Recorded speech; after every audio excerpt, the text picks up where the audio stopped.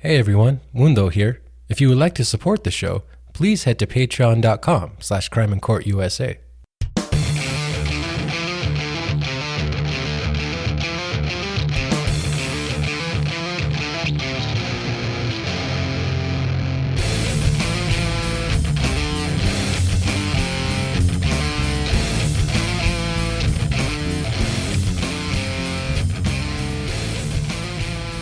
Yo, what's up everyone, and welcome to episode 45 of Crime and Court USA. I'm your host, Mundo Carrillo. I'm recording this on August 10th, 2022.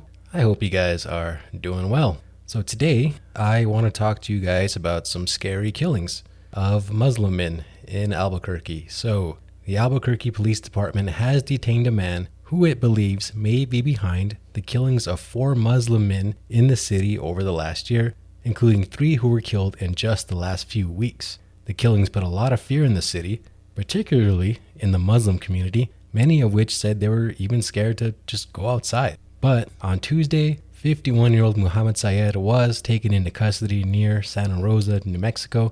As of Tuesday night, Syed is charged with the murders of 41-year-old Aftab Hussein and 27-year-old Muhammad Afzal Hussein, and the victims are not related. Officers say Syed knew the victims, or may have known the victims to some extent, and that a conflict may have led to the shootings. The gun used in both of those killings was found at his home, and Syed is also suspected of killing 2 other Muslim men, but charges have not been filed as of this recording.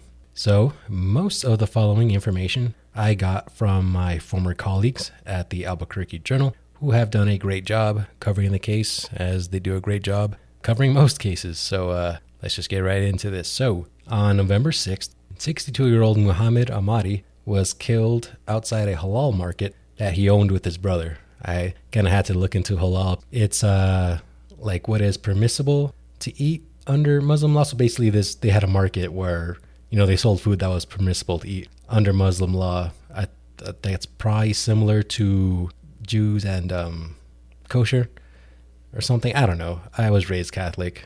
Anything goes. You know what I'm saying? I'm Mexican, so we'll eat the tongues, we'll eat the cheek, we'll eat the intestines, we'll eat whatever.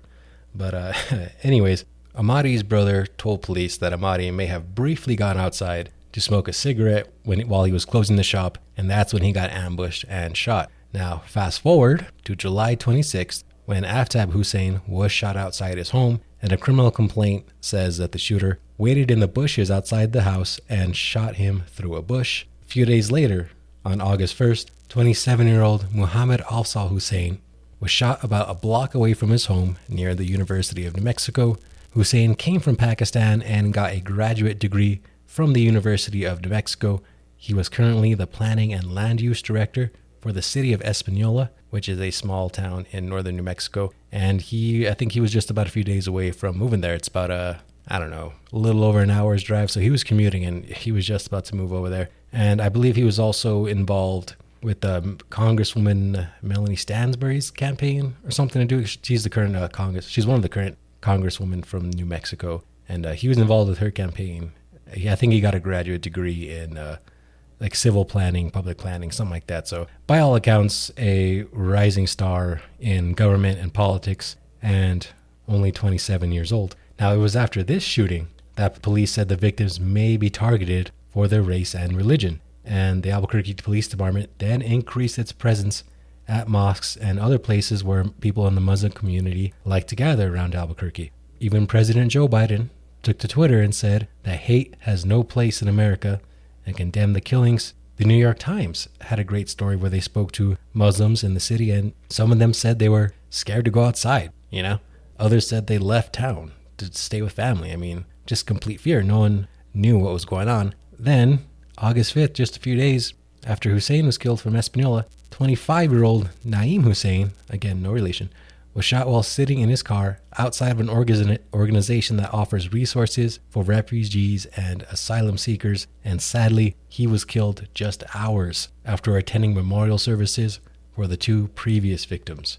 And on Sunday, the Albuquerque Police Department announced that it was looking for a dark gray or silver Volkswagen, possibly a Jetta or Passat, that was connected to the shootings. Then, of course, Syed was arrested with the help of the Santa Rosa Police Department, New Mexico State Police, and the U.S. Marshals. Syed denied having anything to do with the killings, but did acknowledge that he was familiar with at least 2 of the victims. He told police he was on his way to Texas, Houston in particular, to find a new place to live for him and his family, given the recent violence against Muslims in Albuquerque. Syed did have 3 previous arrests in New Mexico for misdemeanor battery, including 2 domestic violence cases involving his wife and son. And in another interesting twist in this story, today, Wednesday, Syed's son, Shaheen, was arrested on a federal gun charge for not using his correct address while buying a gun in Albuquerque last year. He used an address in Florida, and when the feds looked into it, they called someone who lived at that address, and they said that that dude's never lived here. So, red flag. And of course, this is according to my buddy Elise Kaplan over at the Albuquerque Journal. So, yeah, this was a scary one, thinking that Muslims were being targeted in Albuquerque.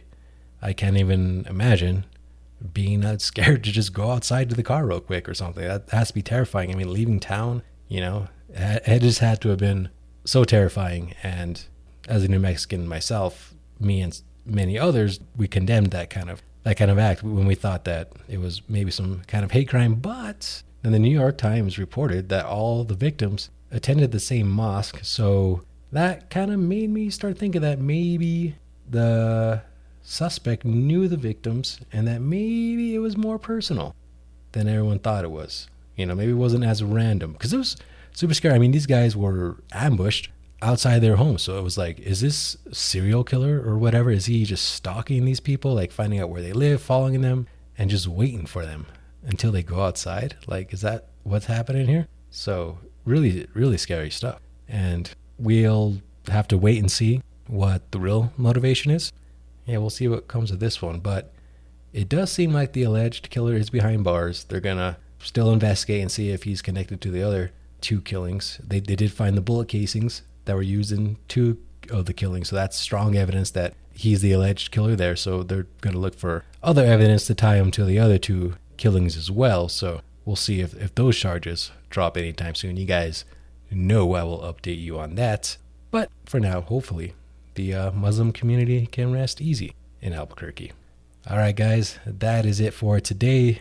Thank you so much for listening. If you can do me a favor and leave a rating and a review on podcast services, that helps get the show in front of more people. You can also check out the Patreon page, patreon.com/CrimeInCourtUSA, if you would like to support the show. All right, guys, until next time, my name is Mundo, and I'm out. Peace.